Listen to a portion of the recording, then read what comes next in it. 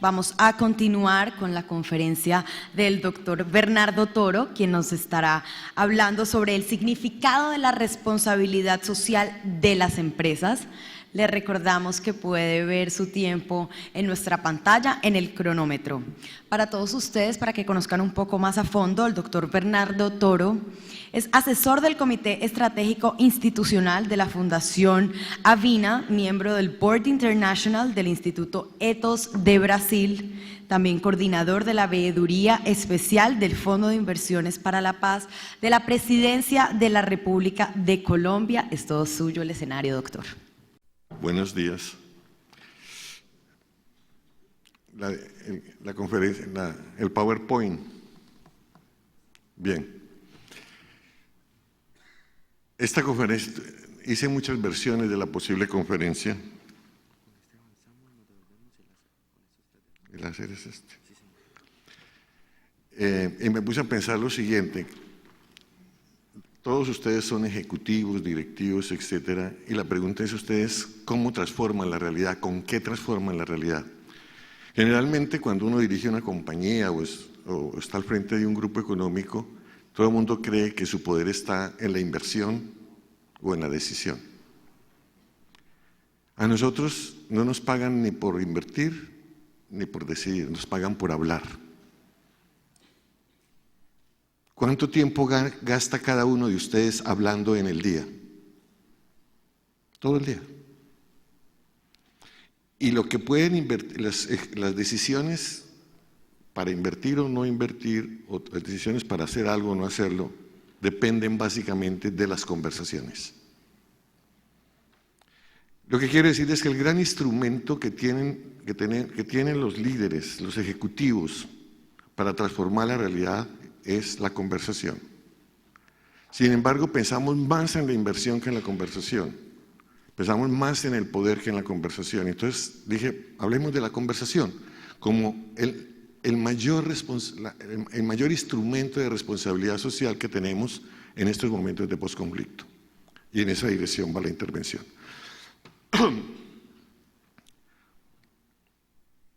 No sé, ¿a dónde? Al aire, allá.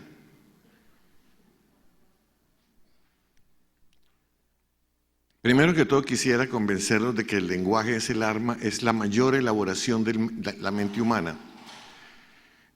Pocas veces nos hacen reflexionar de que la mayor creación que como seres humanos tenemos es la lengua. Y que es mucho más difícil hablar que saber matemáticas, que ser músico, que saber física.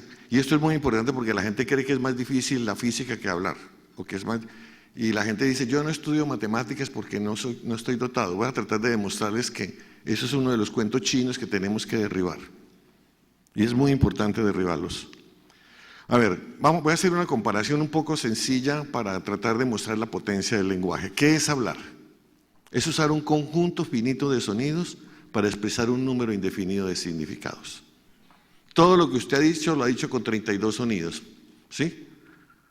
Sí, ya sea saca o casa, loma o malo son los mismos sonidos. No es más. ¿Qué son las matemáticas? Las matemáticas son una ciencia muy grande que tiene muchas disciplinas, aritmética, teoría de números, geometría, análisis, etc. Pero tomamos lo que más conocemos todos, que es la aritmética. ¿Qué es la aritmética? Es usar un conjunto finito de símbolos, del 0 al 9, y de relaciones para construir un número indefinido de operaciones. Todos sus balances, sus cuentas, etcétera, los ha hecho con 10 signos, mayor que, menor que, multiplicar, dividir, ¿sí? Y igual. Piensen que no han hecho nada más. ¿Qué es la música? Usar un número finito de sonidos para construir, ahí está, un número indefinido de acordes. Ahí falta un número indefinido de acordes. Desde los pollitos dicen pío pío, hasta la novena de Beethoven, son construidos con los mismos sonidos. El problema es la combinación. Pero ¿cuál es la diferencia entre, si nos devolvemos, todos son lo mismo, un conjunto definido, resultados indefinidos, ¿sí? ¿Cuál es la diferencia entre las matemáticas, la música y hablar? Si las matemáticas quieren hablar de ellas mismas, ¿a dónde tienen que recurrir? A la lengua. Las matemáticas no pueden hablar de sí mismas. Para poder hablar de matemáticas hay que recurrir a la lengua. Si la música quiere hablar de sí misma, tiene que recurrir a la lengua. Si la lengua quiere hablar de sí misma, no tiene que ir a ninguna parte. Ella habla por sí misma. Entonces, ¿cuál es el poder de la lengua? Que es un sistema creado por el ser humano, pero es el único sistema que puede hablar o referirse a sí mismo. ¿Sí? Esa es su potencia. Esa es la máxima creación de la mente humana. Cualquier otro sistema, el que ustedes escojan para hablar, tiene que recurrir a la lengua. Por eso hablar, conversar, reflexionar, leer o escribir es lo más complejo que puede hacer el ser humano y por eso hay que aprender a manejarlo muy bien. ¿Sí? Yo siempre hago esta reflexión aquí porque ahora que se habla mucho de educación, siempre vienen los cuentos de... Una pregunta es por qué en un país como la República Checa, el 80% de las personas tocan 2 instrumentos y todo leen nota musical, porque son más inteligentes que nosotros, no. Porque hace mucho tiempo dejaron de creer un montón de cosas, que la música es muy difícil, que las matemáticas son muy difíciles. Y lo que demuestra, lo que se está demostrando, esta tesis es de un biólogo ruso, de Luria. Si un niño habla competentemente para su edad, está en condiciones de aprender bien a leer, escribir, matemáticas, música, lo que sea. ¿Por qué? Porque si puede hacer lo más difícil, que es hablar correctamente, está listo para todo. ¿Sí? Eso vale para cualquier adulto también. Si alguien no aprende algo, falla el método, la motivación o ambas cosas. Dejemos de creer que nuestros niños no pueden llegar a tener estándares altísimos, que nuestros empleados no pueden tener capacitaciones de altísimo nivel, manejar cosas complejas. La inteligencia es el bien mejor distribuido que hay en el mundo. La inteligencia está igualmente distribuida por territorios, por regiones, por clases, por estaturas, por colores, como usted quiera. En cualquier lugar hay gente muy inteligente, menos inteligente y poco inteligente. La inteligencia no se hereda. ¿Sí?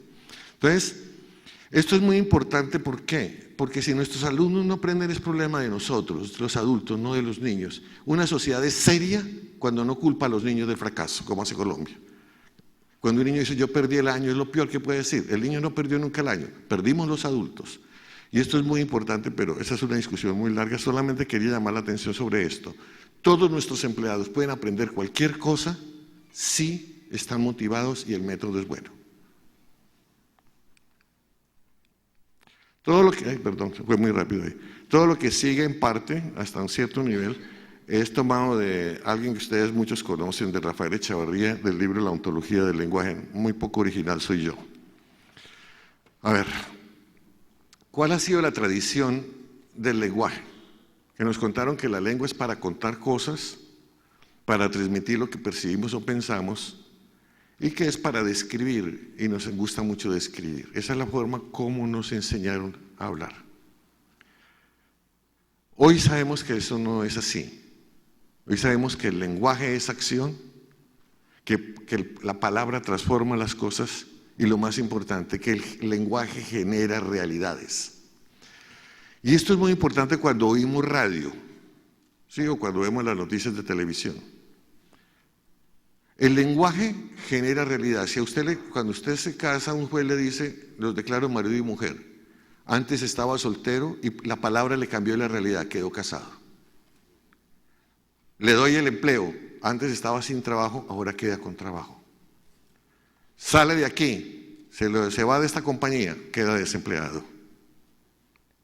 Cuando usted dice, cuando Julio Sánchez Cristo dice, ese es un problema muy grave, se vuelve grave. Si es grave o no, no sabemos, pero la palabra lo vuelve grave. El lenguaje crea siempre realidades, y el lenguaje puede crear la paz o puede crear la guerra, puede crear la cooperación o puede crear el conflicto. Y ese es el poder que ustedes tienen. Ronald Coase, el premio Nobel de Economía, decía que las empresas no se distinguen entre sí ni por la tecnología, ni por la organización, ni por el dinero, ni por la estructura. Lo que hace diferente a las empresas es el tipo de contratos que hace. Y el tipo de contratos que hace una empresa depende del tipo de conversaciones que tengan quienes la dirigen. Es a través de la conversación cómo se estructuran los contratos, cómo se diferencian las empresas. ¿Qué es un buen líder? Una persona que sabe hacer buenos contratos, o sea, que sabe generar buenas conversaciones. Y la razón es esta, ¿no? O sea, con las conversaciones, los que estamos en esta sala y los que no están en esta sala, podemos crear las condiciones fácticas, reales, para una convivencia pacífica en este momento de posconflicto. El poder, créanme, no está en las armas. Nunca ha estado en las armas. Siempre ha estado en la sociedad civil. Porque con el lenguaje legitimamos unas armas o legitimamos otras armas. ¿Por qué existe la guerrilla? Porque una parte de la sociedad, a través de su conversación, ha legitimado las armas de la guerrilla. ¿Por qué existen los paramilitares? Porque una parte de la sociedad, con su conversación, ha legitimado las armas paramilitares. ¿Por qué existe el Ejército Nacional? Porque algunos colombianos, con nuestras conversaciones, legitimamos las armas del Estado. ¿Por qué existen las BACRIM? Porque una parte de la sociedad legitima esas armas. Las armas donde son legítimas son invencibles, invencibles. La única forma que, si queremos que las armas públicas, las del Estado, sean invisibles, es que nosotros las legitimemos. Armas legitimadas por la sociedad son invencibles en cualquier lugar del mundo. Pero eso, ¿cómo lo hacemos? Hablando. Entonces, pensemos que es la sociedad civil la que puede a la larga hacer posible o no la convivencia pacífica. Y eso lo hacemos a través de conversaciones. En la casa, en la cama, en el club, en la calle, en el trabajo, en la cantina, donde sea, en la discoteca, en Ciudad de Lirio o en la alcaldía de Cali. ¿Cuáles son los productos del lenguaje de las conversaciones? Identidad. Yo soy lo que hablo. Cada uno de ustedes quiere saber quién es usted mismo y qué conversa. Eso es usted. Esa es su conversación. ¿Sí? Toda conversación genera relaciones. ¿Qué es un gerente exitoso? Un tipo que sabe conversar, que genera múltiples links. Y hoy sabemos que tiene una característica esa conversación. ¿Qué es un líder hoy? El que sabe dar ayuda y el que sabe pedir ayuda. Se fue el alcalde Guerrero. Somos amigos hace muchos años. ¿Cuál es la gran característica de Rodrigo? Que sabe pedir ayuda y sabe dar ayuda. Todos los que trabajaron con él en Valle en Paz lo saben. Cómo pide ayuda y cómo da ayuda. Pero saber pedir ayuda y dar ayuda requiere una forma de hablar. Requiere pasar del lenguaje guerrero al lenguaje altruista. Requiere pasar de la inteligencia guerrera, que cree que la inteligencia es para dominar al otro, ganarle y ser el primero, a la inteligencia altruista que cree que todos somos débiles, necesitamos quien nos ayude, necesitamos cómo ayudar y que lo que sabemos es para los demás, para cooperar. Como dice un libro sobre Google, el éxito de Google está en que sabe que el mejor negocio es darlo todo. El día que Google trate de retener todo, se quiebra. Compromiso. Siempre que hablamos nos comprometemos, aunque mintamos. Cuando mentimos es peor. ¿Sí? Y que a través del lenguaje hacemos promesas. Uno de los grandes líos que tiene la política colombiana y que tiene la sociedad colombiana es que no sabemos hacer promesas. Generalmente, ¿qué hacemos? ¿Me ayudas a hacer este trabajo? Sí, que te ayudo. A los 8 días me llaman y digo, bueno, Bernardo, ayúdeme, tengo que hacer el trabajo de 5 a 10 porque no tengo... no, a esta hora no puedo, que tengo que cuidar a los niños. O sea, no preguntamos bajo qué condiciones, para qué, con quién, cómo, etcétera. No sabemos hacer promesas y por eso incumplimos tantas promesas. Y eso nos lleva a ser muy desconfiados. Y eso nos lleva a complicar las transacciones porque no sabemos hacer promesas, no somos transparentes. Y el lenguaje, como les decía antes, bueno, otra cuestión es que como inventamos realidades, inventamos deseos con la palabra. Y podemos crear buenos deseos. Los colombianos en general con la violencia hemos sido muy trágicos. Miremos solo la música de la edad de nosotros, la música nos gustan las rancheras, la cultura paisa. Yo soy de Armenia, o sea, paisa desarrollado. La cultura paisa, por ejemplo, la canción incide en la cuchillita. A las 11 de la noche con aguardiente, la cuchillita, sigo siendo el rey, etcétera, ¿sí? pura tragedia. Tenemos que comenzar a hacer una música épica, a comenzar a hablar épicamente. Ok, hemos hecho masacres, matado entre las dos violencias cerca de 1 millón de personas. Todo lo hemos hecho. Colombia ya ha hecho de todo. La pregunta es: ¿y qué vamos a hacer? ¿Vamos a construir sobre esa tragedia o vamos a reconocer lo que somos y vamos a tratar de construir una épica nueva, que podemos ser una gran nación que respete los derechos humanos y sea capaz de cuidar los sistemas, los servicios ecosistémicos? Ya me salté una. Bueno. Somos lo que conversamos. Miren, cada uno de nosotros es lo que conversa. Cuando cambiamos nuestra forma de ser, cambiamos nuestra forma de conversar. Si hoy soy empleado y mañana soy gerente, cambio de conversación. Hoy estoy soltero, mañana me caso, cambio de conversación. Y una forma de comenzar a cambiar es cambiar de conversación. De acuerdo a lo que proponía ahora Bruce, está proponiendo es: conversemos de otra manera. Conversemos de lo social de otra manera. Reunamos elementos para conversar de otra manera sobre cómo la empresa puede transformar el país. Entonces, cambiar de la forma de conversar es el primer paso para cambiar formas de ser. ¿Una organización qué es? Una organización es un sistema de conversaciones que conversa con otras conversaciones. ¿Qué es su empresa? Un montón de conversaciones. Y de acuerdo como sean esas conversaciones, así tiene su futuro la empresa o su desgracia. Cuando las conversaciones de la dirección de la empresa van en una dirección y la conversación de los pasillos de la empresa y de las cafeterías va en otra dirección, la empresa se está preparando para el fracaso. Una empresa es poderosa cuando es una sola conversación en una sola dirección, porque acumula toda la energía posible, ¿sí? En el libro de Dee Hock, el creador de Visa, en ese libro que llama El nacimiento de la era caótica, le preguntan a él cómo, sin haber sido un tipo académico ni nada, sino un empleado de banco, logró crear Visa. Y él lo dice: porque logré armar una sola conversación, ¿sí?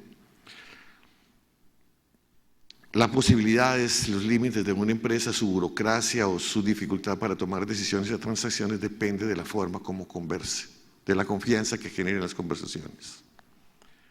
El umbral de posibilidad de una organización y cómo se desempeña depende de cómo conversa, ¿sí?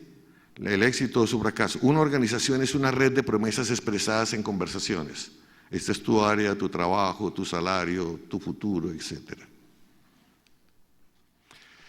¿Cuáles son los componentes de una conversación? Escuchar, hablar y el silencio.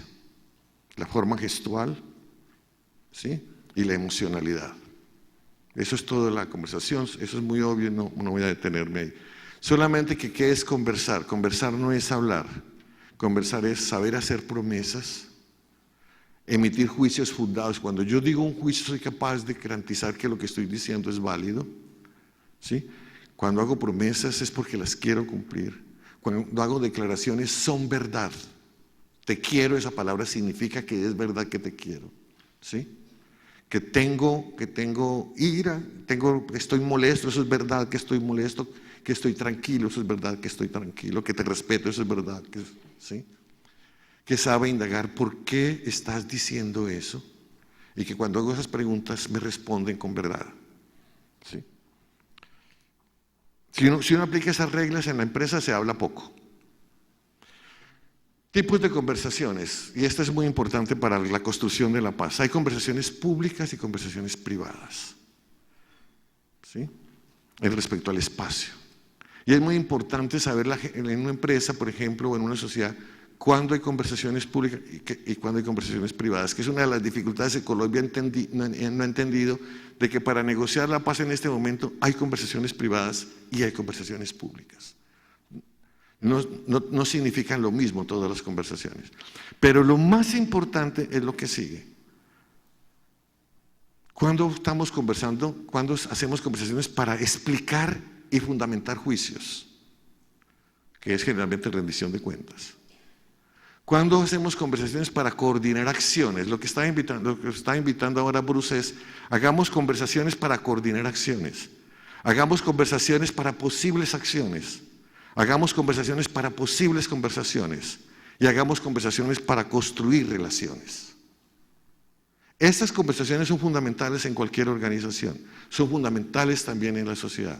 La construcción de la paz en Colombia requiere que cada uno de nosotros comience a buscar conversaciones para coordinar acciones en función de la convivencia, para que podamos articular acciones entre todos, para ayudar a conversar gente que no sabe conversar o que está conversando erradamente, o ver nosotros cómo cambiamos nuestras conversaciones y sobre todo cómo aumentamos las relaciones. Y aquí es donde me quisiera demorar un poquito la conversación como acción. A ver, cada uno conversa de acuerdo como ve la realidad. ¿Sí? Cada uno habla de acuerdo a su percepción. Pero ¿cuál es el problema? Eso no está ahí. Hay una frase que dice lo siguiente, ¿sí? Que dice, de acuerdo a los paradigmas son nuestras percepciones. Y de acuerdo a nuestras percepciones son nuestras emociones. Si yo creo que todos los pobres son brutos, ese es mi paradigma, siempre que vea a un pobre lo voy a percibir como bruto y lo voy a sentir como bruto. Y voy a trabajar con él así. Si yo creo que las mujeres son débiles, porque soy machista, cosa que no es rara, ¿sí? Voy a percibir a las mujeres como débiles y las voy a tratar como débiles. Peor para uno. Bueno, que las mujeres son muy fuertes. Pero el paradigma te obliga a percibirlas de una manera y siente de esa manera. Entonces es muy importante tener en cuenta que cuando vamos a cambiar las conversaciones, a veces tenemos que primero cambiar los paradigmas, ponernos de acuerdo desde dónde estamos viendo la realidad. Porque este escenario es igual para todos ustedes y para mí. Pero el escenario que ve cada uno de ustedes es distinto. Y ninguno de ustedes ni yo podemos asegurar que el escenario que vemos es el verdadero. Solo puedo decir que es el que yo veo, pero no puedo desdecir del que usted ve. Nadie puede asegurar que la realidad que ve es la verdadera. Nadie. Solo puede asegurar qué es lo que ve. Y esto es muy importante, ¿por qué? Porque el que cree que tiene la verdad, que ve la realidad verdadera, está listo para la violencia. No hay cosa más peligrosa que creer que uno tiene la verdad. Porque todo el que cree que tiene la verdad va a tratar de imponerla, va a tratar de coaccionar al otro, va a tratar de seducir al otro y si no, va a tratar de matar al otro. Uno de los grandes problemas que tenemos en Colombia es que cuando conversamos, no hablamos desde nuestro propio observador como un observador más. Por poner un ejemplo, el país se está dividiendo entre uribistas y santistas y cada uno cree que tiene la verdad. Si entendiéramos que el paradigma de ver la realidad desde el discurso del expresidente Uribe o el paradigma de ver la realidad desde el paradigma del presidente Santos son simplemente dos paradigmas que nos llevan a unas percepciones y a unos sentimientos. Pero ninguno de los dos puede decir que tiene la verdad. Entonces eso nos llevaría a tratar de ver cómo ve el otro la realidad. Porque ¿qué es dialogar? Dialogar no es hablar. Dialogar es tratar de ver cómo ve la misma realidad del otro y cómo la veo yo. Y juntos, cómo a través del diálogo podemos construir una realidad colectiva que nos permita colaborar y trabajar juntos o competir decentemente. Entonces, nadie puede pretender atribuirse la verdad. Solamente si reconocemos que cada uno es un observador diferente de la realidad, el diálogo prospera. Porque nadie quiere tener razón. Tener razón es muy inútil, como hice una película, pero hablando del amor, que de la pregunta, le dice un suegro al futuro yerno, le dice, ¿usted qué quiere ser, feliz o tener razón?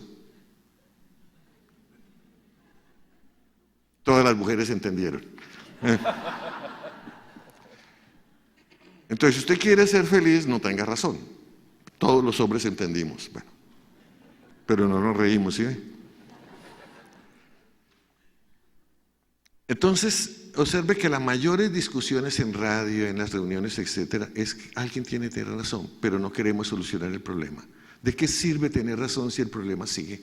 ¿De qué sirve tener razón en una discusión política si no solucionamos la convivencia? ¿De qué sirve tener razón si el hambre sigue ahí, si la pobreza sigue ahí? Ese es el poder de la conversación.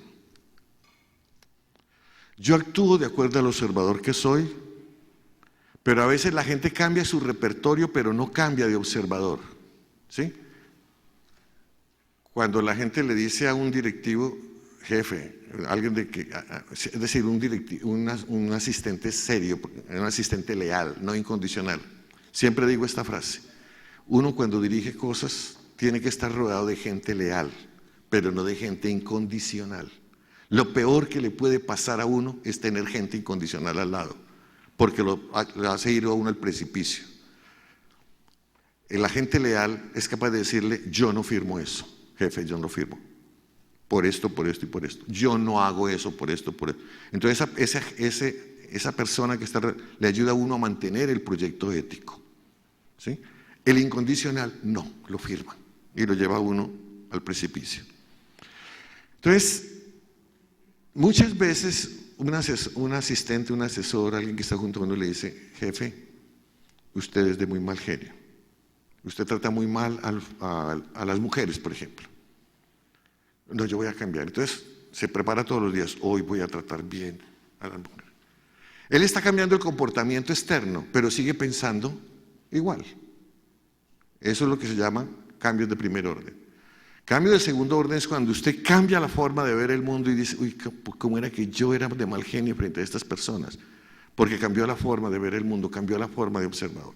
El cambio solamente viene cuando cambiamos de observador. Esto es muy importante para ustedes, que muchos de ustedes reciben coaching. Hay muchos coaches que le ayudan a usted a cambiar los comportamientos externos, pero no le ayudan a cambiar de observador. El coaching bueno es el que le ayuda a usted a cambiar de observador. La escucha.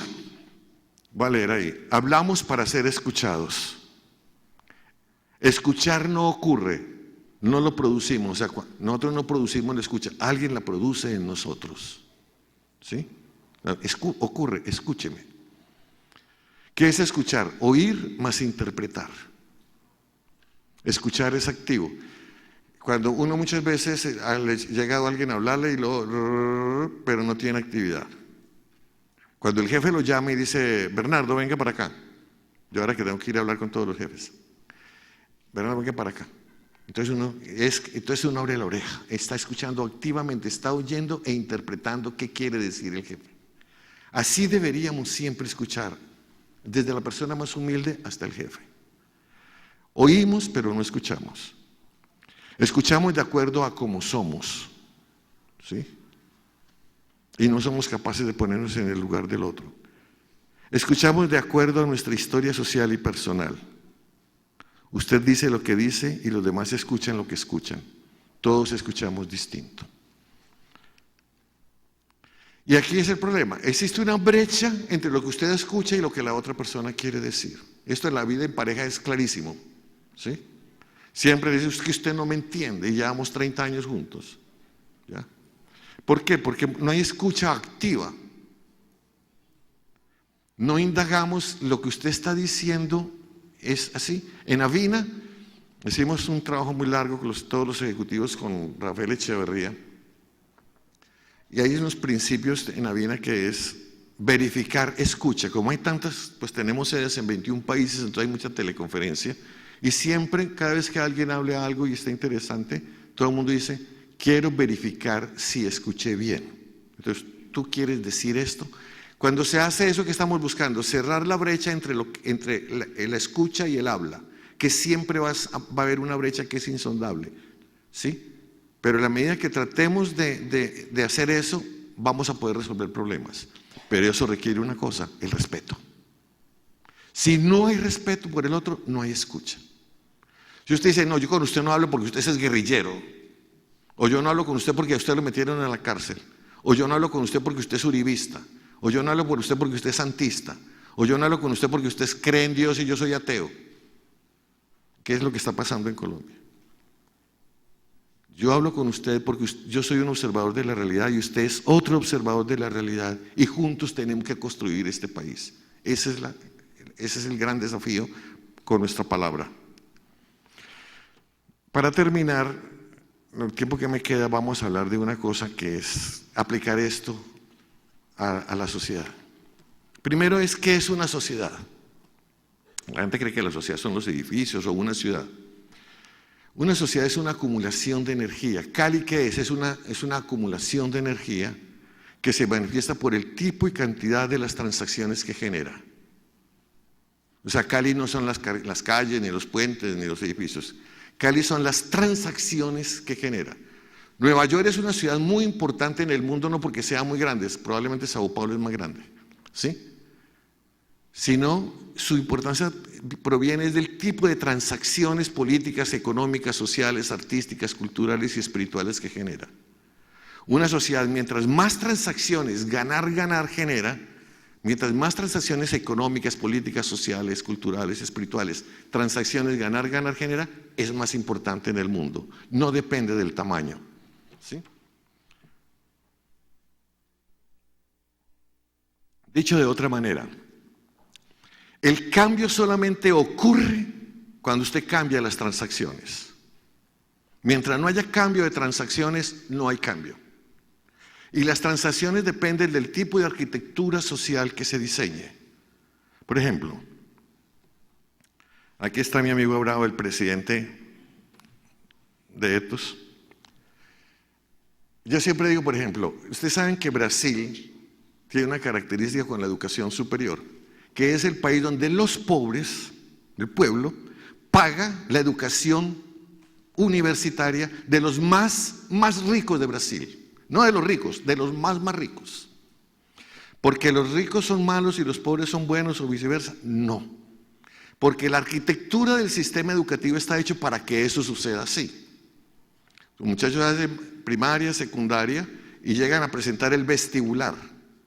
El vestibular es el examen que si usted lo pasa puede entrar a la Universidad Federal, que es la Universidad Federal Brasilera, es de alto nivel, excelente, y le da todas las condiciones al estudiante para que tenga éxito.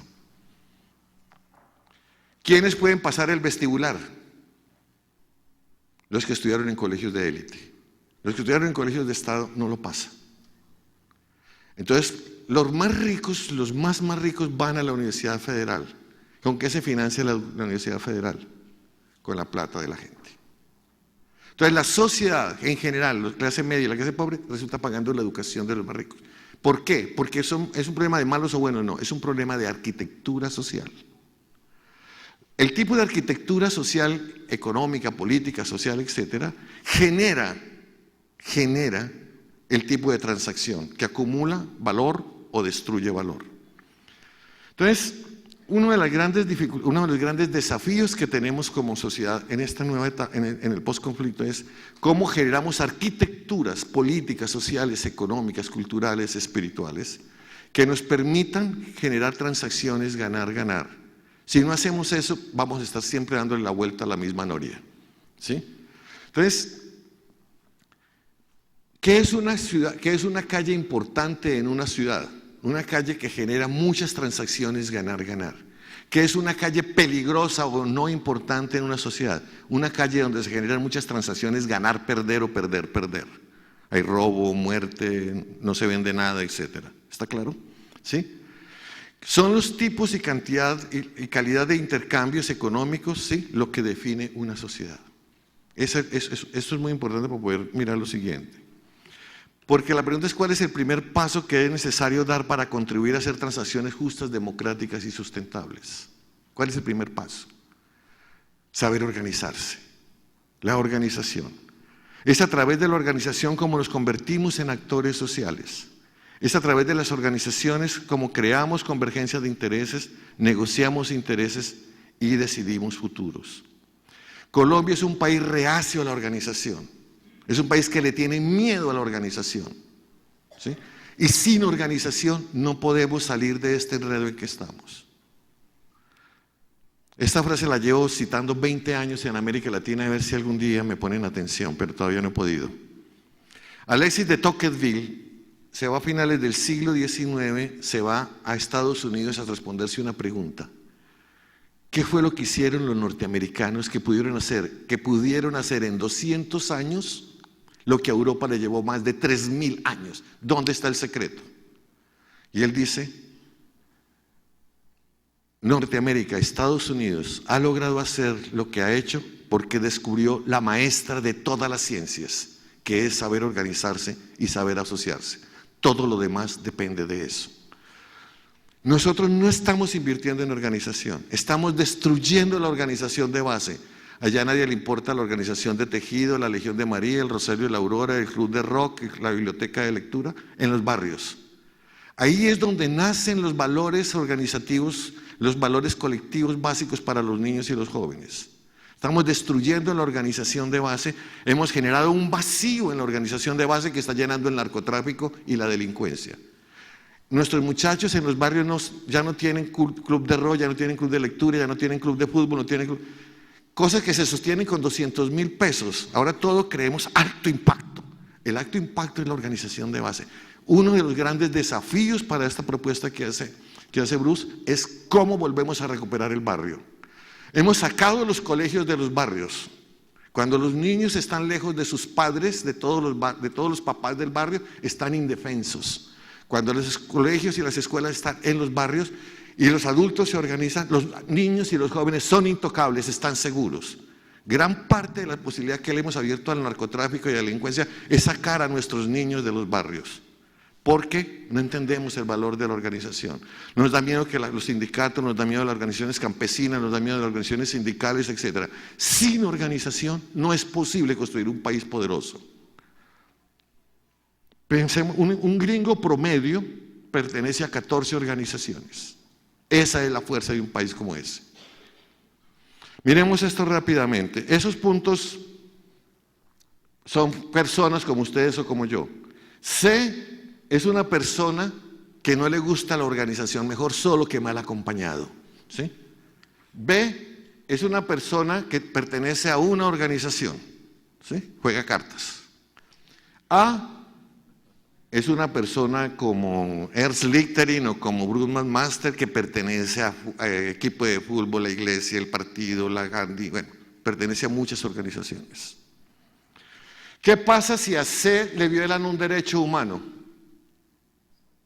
Sorry. Se fregó, a llorar con la almohada. Si a B le violan un derecho humano, los otros dicen, bueno, ¿qué podemos hacer? A A, nadie se atreve a violar un derecho humano. Es muy difícil violar los derechos humanos a Bruce. Es muy difícil violar los derechos humanos a un alcalde, al presidente de una compañía, porque pertenece a muchas organizaciones. El costo es muy alto. Pero miremoslo al revés. Si a C le da por ponerle una bomba al mío, ¿qué pasa? ¿Quién se lo impide? Nadie. Si a B le da por ponerle una bomba al mío, los otros dicen, a mí no me meten en ese paseo. A A ni siquiera se le ocurre porque el costo social es muy alto. Entonces, ¿qué pasa con la organización? Imagínense ustedes que cada una de estas personas es como A, pertenece a muchas organizaciones. ¿Qué le pasa al conjunto? Que la organización, como a A, le protege los derechos humanos. Nadie le viola un derecho humano. ¿Sí? Pero al mismo tiempo A no se atreve a poner una bomba al niño porque el costo social es muy alto. Se tiene que autorregular, autocontrolar. La organización produce protección de derechos y autorregulación social.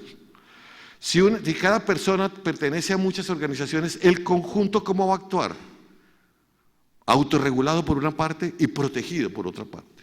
En la medida en que la gente no esté organizada, está expuesta a que se le violen sus derechos, pero al mismo tiempo está expuesta a violar los derechos de otros, porque el costo es muy bajito. Ese es el valor de la organización, desde el punto de vista de la paz, y además de la economía es igual.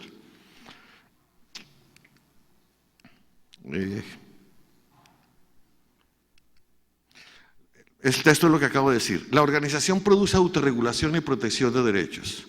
Cuando las personas no están organizadas, no se sienten obligadas a respetar reglas con los otros ni con la sociedad. No tienen autorregulación. Y al mismo tiempo su aislamiento facilita que otros le violen sus derechos. No tiene protección social.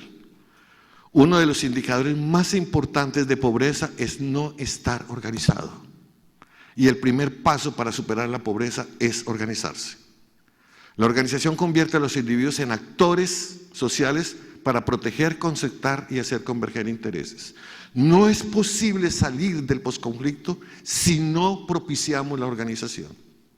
A todos los niveles. No estamos invirtiendo en organización. Esto que voy a decir se lo he dicho estando los directivos del Banco Mundial, del BID y de la CAF al frente en Medellín.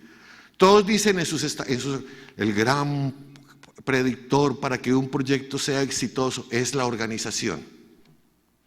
Vayan, miren y verán que ninguno de los tres invierte plata en la organización. Queremos que las cosas sucedan, pero no estamos invirtiendo plata en la base de todo cambio social que es la organización. Y le tenemos miedo. Eso hay que superarlo. El tejido, ay Dios mío.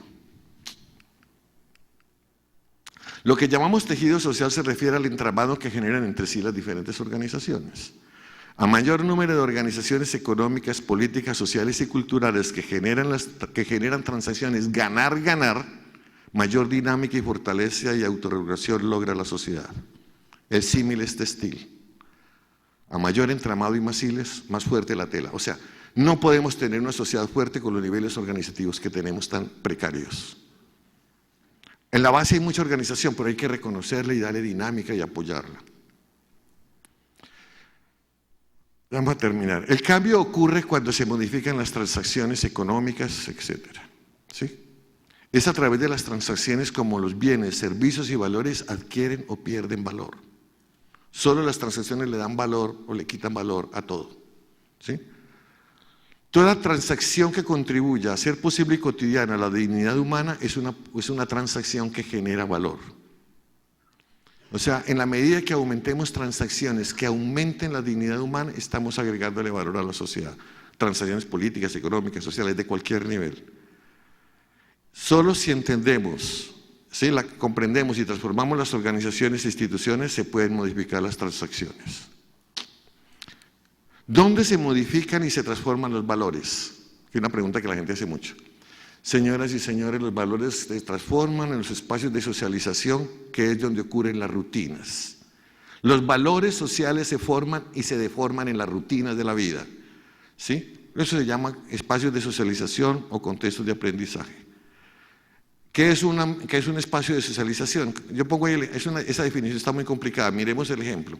Cuando uno está joven y se casa y alquila o consigue la primera platica para el apartamento y la señora está embarazada, entonces uno se va a ver el apartamento y la pregunta es, ¿dónde va a quedar el niño? Aquí. Entonces comienza uno a imaginar la regla de pieza del niño. Aquí le ponemos la cama, aquí le ponemos el cuadro. Una señora me decía, yo puse un cuadro de Einstein para que mi hijo sea genio. ¿Sí? ¿Ya? Aquí le ponemos las fotos de los primitos que tiene en Nueva York para que se acuerde de ellos. Aquí está la canasta para los juguetes para que crezca bien ordenado. ¿Qué está haciendo el papá y la mamá? Diseñando un espacio de socialización donde van a ocurrir rutinas.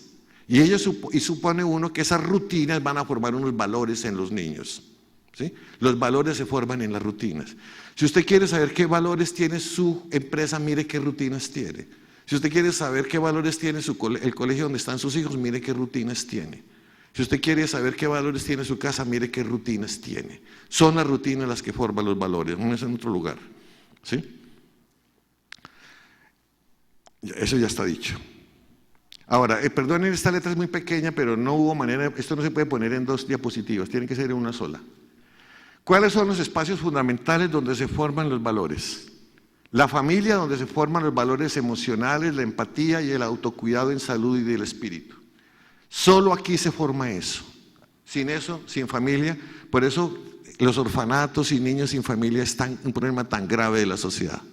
En este momento Colombia tiene 16.000 niños grandes en adopción, nadie los quiere adoptar y 40.000 esperando.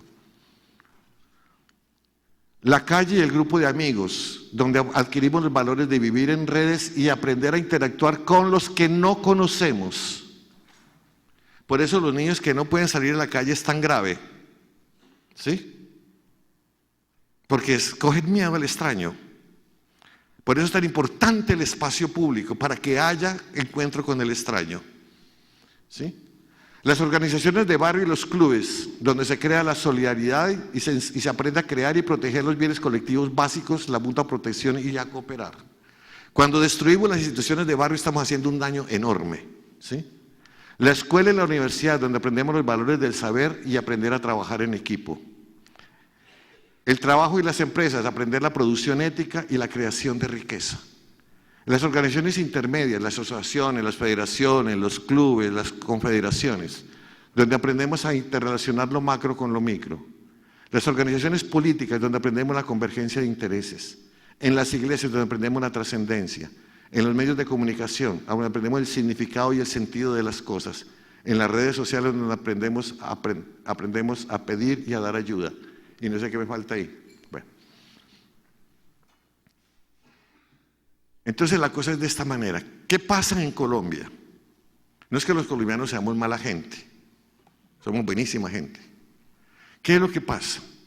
Que la sociedad se forma del conjunto de transacciones que pasan en estos espacios de socialización.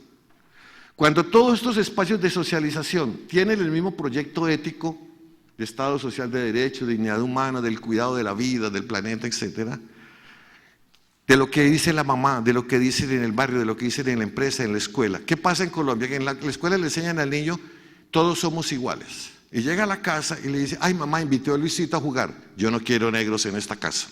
¿Qué pasa? Que el proyecto ético de la escuela no coincide con el proyecto ético de la casa. Entonces el niño se bifurca, se vuelve ambiguo, se vuelve doble, porque tiene que manejar muchos proyectos éticos.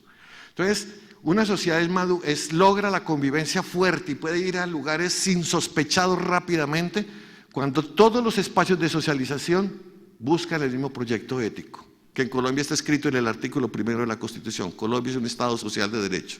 ¿Qué quiere decir? El Estado no tiene sentido en sí mismo, la sociedad no tiene sentido en sí misma. Estado y sociedad tienen sentido si juntos somos capaces de hacer dos cosas: hacer posible la dignidad humana y cuidar los servicios ecosistémicos, o sea, los servicios gratis que nos da el planeta, como el agua, la reproducción, el clima, las estaciones, etc.